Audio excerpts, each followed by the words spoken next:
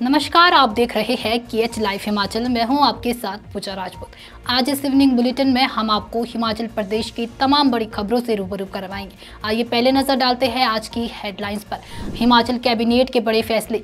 Himachal high court का आदेश 40% से अधिक विकलांगता वाले का दुर्गम क्षेत्रों में ट्रांसफर नहीं। गृह मंत्रालय का बड़ा फैसला। 7 मई को देश भर में मॉक ड्रिल के आदेश। शिमला से रामपुर तक बनेगा फॉरनेल। मंत्री विक्रमादित्य ने दी जानकारी। हिमकेयर योजना में बड़े बदलाव। वन विभाग में ठेकेदारी लाइसेंस फीस में 10 गुना वृद्धि।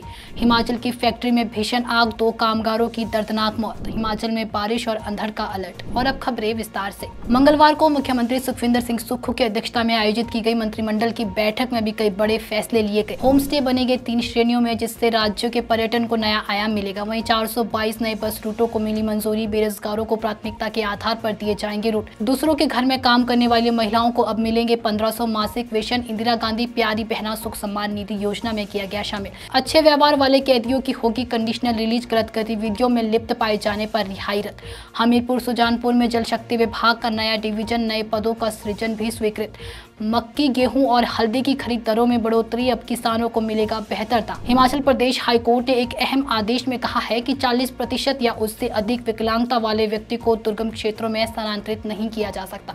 यह आदेश एक दृष्टिबाधित सरकार कर्मचारी की याचिका पर दिया गया है। कोर्ट ने याचिकाकर्ता के स्थानांतरण आदेश पर रोक लगाते हुए सरकार को निर्देश दिया है कि वे विकलांगता की स्थिति को ध्यान में रखते हुए याचिकाकर्ता के आवेदन पर पुनर्विचार करें। वहीं याचिकाकर्ता पिछले 4 साल से एक ही क्षेत्र में काम कर रही है, लेकिन कोर्ट ने कहा है कि चूंकि वह दृष्टिबाधित है, उन्हें दुर्गम स्थान पर ट्रांसफर नहीं किया जा सकता। कोर्ट ने विकलांगता व्यक्तियों के अधिकार अधिनियम 2016 के तहत यह आदेश दिया है। जम्मू कश्मीर के पहलगाम में आतंकी हमले के बाद भारत और पाकिस्तान के बीच तनाव के मद्देनजर केंद्रीय गृह मंत्रालय ने बड़ा कदम उठाया है। मंत्रालय ने सभी राज्यों और केंद्र शासित प्रदेशों में 7 मई को नागरिक सुरक्षा को लेकर मॉक ड्रिल आयोजित करने के निर्देश दिए हैं। सरकारी सूत्रों के मुताबिक यह आदेश हाल ही में पीएम मोदी की अध्यक्षता में हुई उच्च स्तरीय बैठक के बाद जारी किया गया है। मॉक ड्रिल का उद्देश्य हवाई हमले की चेतावनी प्रणालियों, ब्लैकआउट उपायों, वहीं नागरिकों की सुरक्षा, ट्रेनिंग और निकासी योजनाओं की जांच करना है। आपको बता दें कि 1971 के युद्ध के बाद यह पहली बार है जब इस तरह का अभ्यास पूरे देश में हो रहा है। हिमाचल प्रदेश के लोक निर्माण मंत्री विक्रमादित्य सिंह ने बताया कि शिमला रामपुर नेशनल हाईवे को फॉरनेल बनाया जाएगा। राज्य सरकार ने इसे लेकर केंद्र को प्रस्ताव भी भेजा है और मुख्यमंत्री सुखविंदर सिंह सुक्खू ने इस संबंध में पत्र लिखा है। विक्रमादित्य ने बताया कि फॉरनेल बनाने का कार्य 2 चरणों में होगा।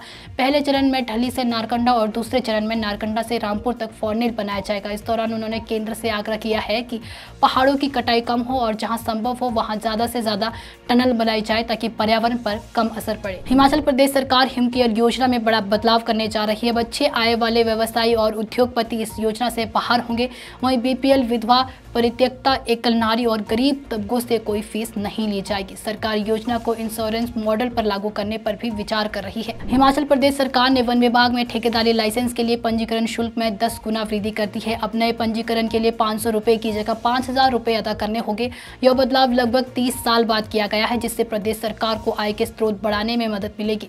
इसके अलावा लाइसेंस नवीकरण शुल्क भी बढ़ा दिया गया है। अब नवीकरण के लिए 200 रुपए की जगह 2000 रुपए अदा करने होंगे और तीसरे साल के नवीकरण में भी यह शुल्क लागू होगा। शुल्क में देरी करने पर 100 से 300 रुपए का अतिरिक्त शुल्क भी लिया जाएगा। हिमाचल प्रदेश के जिला सोलन में रामशहर क्षेत्र के भ्यूखरी स्थित तारनपीर फैक्ट्री में भीषण आग लग गई। इस दौरान फैक्ट्री बंद थी, लेकिन आग पास स्थित कामगारों के रिहायशी कमरे तक फैल गई। एक कमरे में सो रहे 2 कामगारों यूपी के गोंडा जिले के निवासी थे, जो कि आग की चपेट में आकर जिंदा जल गए। पुलिस ने शव को कब्जे में लेकर पोस्टमार्टम के लिए नालागढ़ भेजा और शव परिजनों को सौंप दिया है।